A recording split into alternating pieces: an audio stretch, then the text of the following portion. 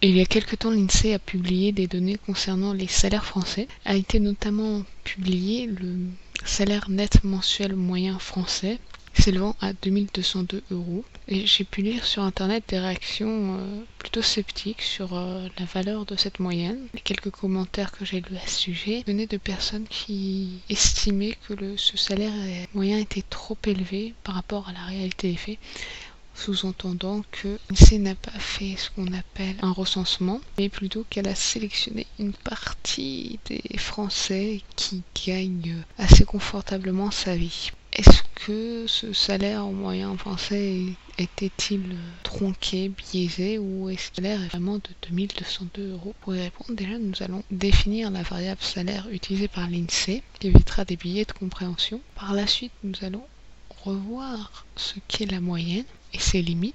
Cela nous permettra d'aborder un indicateur qui peut être parfois plus pertinent que la moyenne, la médiane. Et enfin, nous allons voir pourquoi la moyenne est majoritairement plus utilisée que la médiane.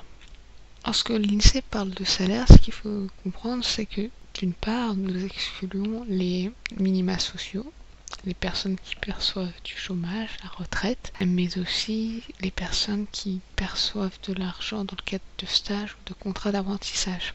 Par ailleurs, la variable qui est utilisée, c'est la variable salaire en équivalent temps plein, ce qui implique qu'on recalcule tous les salaires en se basant sur le taux horaire et on le multiplie par le nombre d'heures mensuelles normales pour arriver à un temps plein. Je fais cette précision car dans les commentaires, j'ai pu constater une personne qui affirmait qu'à deux, elle ne touchait pas 2202 € par mois. Donc si elle se base sur la même variable que l'INSEE, ce qui veut dire le salaire en équivalent temps plein, son employeur, enfin les employeurs, puisqu'ils sont deux, seraient dans l'illégalité, puisque le SMIC horaire de 1123 € fois 2, 2246 €. Alors, qu'est-ce que la moyenne? La moyenne, pour rappel, c'est la somme de toutes les valeurs divisée par le nombre de valeurs. Et quand on n'a pas l'habitude de faire des statistiques, on oublie que la moyenne, elle lisse les inégalités sur l'ensemble de la population. On ne sait pas si la moyenne est représentative de la globalité des personnes ou s'il y a des écarts énormes entre les individus. Et il faut le savoir parce que, instinctivement, on se représente la distribution d'une variable, quelle que soit la variable, de cette manière-là. Donc vous voyez là, le point culminant, c'est la moyenne dans cette représentation-là. Et on voit que la plupart des individus sont situés autour de cette moyenne et qu'elle est symétrique, on a autant d'individus en dessous que d'individus au-dessus de cette moyenne. Sauf que dans le cas du salaire, ce n'est pas du tout une représentation comme ça, c'est plutôt une représentation comme ceci. Donc là, vous avez le point minimum, le SMIC, là, le point culminant du nombre de personnes, et là, vous avez enfin la moyenne. Et vous voyez que l'on trouve des salaires vraiment très élevés. La variable ne connaît pas de borne supérieure. Elle connaît une borne inférieure puisque le minimum c'est le SMIC, mais de borne supérieure, il n'y en a pas. Et du coup, ça va avoir une incidence. On va faire un petit cas pratique. On va prendre une population de 50 personnes. Sur ces 50 personnes, on va supposer que 49, soit 98% de la population, gagne le SMIC.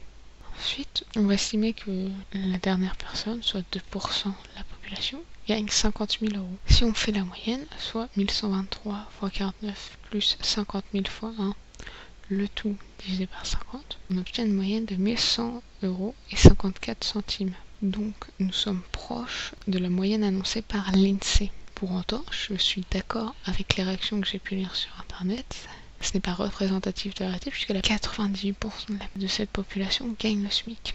Si on avait voulu une représentation plus exacte de la situation de la majorité de la population, on aurait pris la médiane. Parce que la médiane, qu'est-ce que c'est? La médiane, c'est la valeur pour laquelle on trouve autant d'individus en dessous que d'individus au-dessus. Et du coup, la médiane aurait été de 1123 €.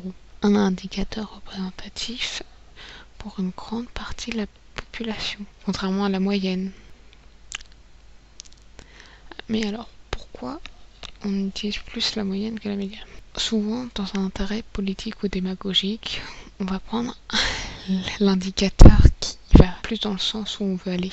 Et ça, c'est malheureux, parce que ça tronque la réalité. Il faut bien vous rappeler que les chiffres ne mentent pas. C'est la manière dont on les emploie qui va plus ou moins tronquer la réalité. Et en général, les personnes qui vont présenter les chiffres, ce ne sont pas les statisticiens, ce sont des personnes qui ont des intérêts. Ils vont prendre les chiffres qui les intéressent plus. Donc, dans le cadre du salaire, le plus intéressant à présenter, c'est la moyenne. Lorsqu'on a un politique, évidemment. Par ailleurs, la moyenne, c'est un indicateur qu'on maîtrise plus. Vous, moi, sans formation particulière ou sans pratique particulière des statistiques, la moyenne, c'est plus facilement appréhendable que la médiane. D'une, pour la calculer, pour comprendre comment la calculer, et après pour utiliser la moyenne dans une phrase ou dans un commentaire.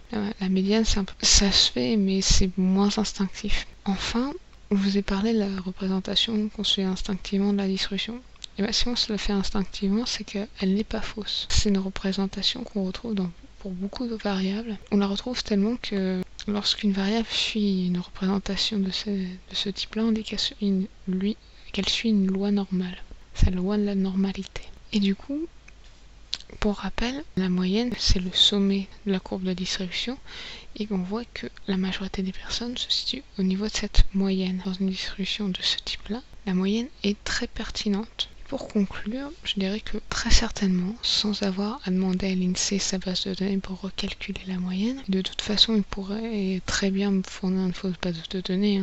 Je pense que 2202 €, c'est vraiment le salaire net moyen mensuel. Ce qu'il faut savoir, c'est que quand on vous présente une variable, un indicateur sur une variable, ça ne représente rien. Vous ne pouvez pas savoir ce que ça signifie.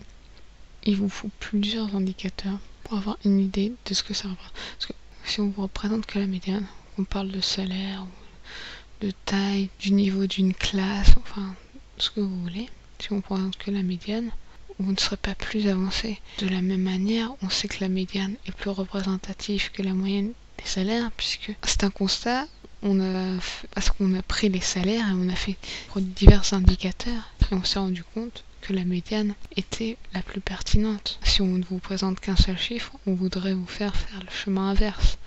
En vous présentant qu'un seul chiffre, supposé le plus pertinent, vous faire une idée de comment distribuer une variable, ce qui est totalement aberrant. Ainsi, au lieu de douter sur la pertinence d'un indicateur, pensez plutôt à demander l'ensemble des indicateurs qui vont qualifier une variable afin de pouvoir juger de la pertinence de l'indicateur qu'on vous présente.